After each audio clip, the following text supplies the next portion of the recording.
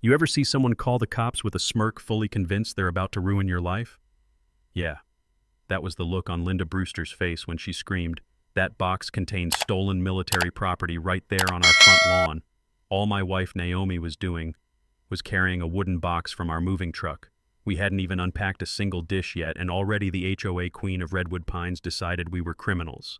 The sirens started up within 5 minutes, neighbors came out with their phones, and Linda was loving every second of it until the sheriff stepped out of his cruiser and saluted my wife. Yeah, saluted. Let me back up a sec. We thought moving to Redwood Pines was going to be a new chapter, a little quieter, a little friendlier, maybe even boring in a good way. Naomi had just retired from her job and I was working remote full-time. We figured, hey, peaceful neighborhood, tree-lined streets, folks who wave when they mow their lawns. What could go wrong? Enter Linda Brewster, president of the HOA, self-declared guardian of suburban perfection, and the kind of woman who treats the sidewalk like it's her private red carpet. She showed up within 20 minutes of our moving truck, pulling in clipboard in hand, sunglasses that never came off, and that permanent expression like she'd just smelled expired milk. Naomi was carrying a carved wooden box, simple, beautiful, sacred. It held her medals, a folded flag, a few things from her service that meant more to her than anything we owned. But to Linda, it was a crime scene. "What's in that box?" she barked. Naomi didn't say a word, just turned slightly and shielded the box with her body. The way she looked at Linda, cold, still controlled.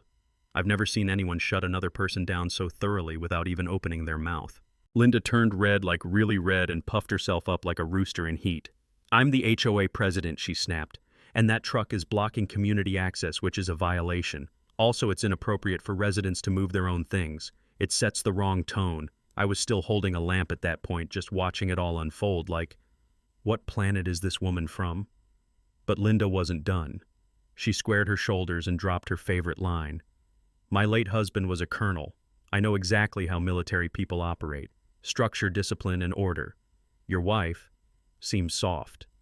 I saw Naomi's jaw twitch, but she didn't rise to it, and that only made Linda more suspicious. Over the next 2 weeks, she went on a mission. Daily walks past our house turned into surveillance. We got 3 warning letters about improper flag display. Naomi had hung our American flag with care, precision, and pride, but Linda said it lacked aesthetic cohesion with neighborhood guidelines. It didn't stop there. Naomi started getting odd looks from the neighbors. Linda was whispering, sowing doubts. "She says she's military, but I don't buy it," she'd say loudly on her phone while passing our driveway. Then came the midnight phone call. I'd gotten up for a snack, just peanut butter on a cracker. Nothing dramatic when I heard Naomi outside on the porch. I peeked through the blinds and there she was, standing rigid, phone to her ear, speaking in a clipped, sharp tone I'd never heard from her before. "Yes, sir. Hostile neighbor civilian. No backup needed. I'll manage." My heart dropped. Who was she talking to at midnight? Why did she sound like she was giving a field report? And just like that, I realized I'd never asked her too much about her military life. She didn't talk about it much. Said some things were best left behind. But Linda, she wasn't leaving anything alone. That morning I caught Linda snooping near our back fence with pruning shears. 3 cuts in our sprinkler line, flooded flower beds, and then she had the gall to hand me a notice for unsightly lawn maintenance. I was ready to scream. Naomi just said, "Let me handle this." And boy, she did. But first Linda dialed 911 again. Loud, public, dramatic. "There's a woman carrying stolen military equipment," she told the dispatcher, loud enough for every porch light to flick on. Minutes later, Sheriff Danny Colton pulled up in his cruiser, and when he stepped out, the entire street held its breath. He walked up to Naomi, looked her straight in the eyes, then stood at attention and saluted. "Good to see you again, Major Rivera," he said. The gasps. You could hear them from the rooftops. Linda. She froze. Her mouth hung open like someone had just unplugged her brain. Naomi returned the salute with crisp precision, then relaxed her stance just slightly. "Thank you, Sheriff. We're settling in just fine." It was like watching someone take off a mask, and underneath was someone you should never have underestimated. But the real storm hadn't even hit yet. Linda Brewster didn't show her face for 3 days after that. But when she finally did, oh, she came back swinging. Like a cornered raccoon in designer loafers, she doubled down. I guess getting publicly humiliated by a sheriff's salute wasn't enough. She started making it personal. First, it was our car. claimed it was parked at an improper angle and slapped a neon orange violation on the windshield. Then came the noise complaints. Said Naomi's voice carried through the walls funny since we hadn't even unpacked the stereo yet. She even tried to weaponize the HOA handbook, citing random clauses like they were federal law. Honestly, it got kind of hilarious if it wasn't so pathetic. But Naomi, she stayed calm, collected, like someone playing a long game. And then came the twist. Our neighbor Tom, a retired electrician with a bad knee and a soft spot for gossip, caught me by the mailbox one afternoon. He leaned in real close and whispered, "You know, the HOA dues. Linda's been skimming. That woman's been funneling money for years." I blinked. "You serious?" He nodded. "Talked to Grace 2 houses down. She tried to ask where the playground fund went last year. Linda threatened to fine her for unauthorized shrubbery. And between you and me, that SUV she drives. She got that right after our dues went up." I went straight to Naomi. She didn't say much, just opened that wooden box, took out a notebook and started writing. She didn't just serve in the military. She had worked intelligence. For the next week, Naomi dug in. Financial records, HOA meeting minutes, archived newsletters. She cross-checked everything. I helped where I could, especially with the graphic design side. Turns out Linda had been billing the HOA for a $4,500 planning retreat at a luxury resort in Cancun, $3,000 in spa treatments labeled stress management, $8,000 for community birthday celebrations that no one remembered attending. Naomi printed it all, neatly organized, color-coded, dated, cited. She even highlighted the exact HOA policies Linda had violated. And when she was done, she called for a special community meeting.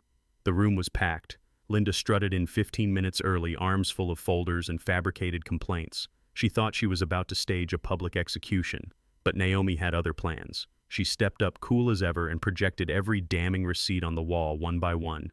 The Cancun resort photos from Linda's own Instagram cross-referenced with HOA credit card charges. The spa appointments tracked to Linda's personal wellness coach. Neighbors gasped, murmured, shifted in their chairs. One by one, hands went up, people who'd been silenced, fined, humiliated. They all had stories. Tom, Grace, even the young couple across the street with twins. Turns out Linda had bullied them over unauthorized stroller use in the communal garden.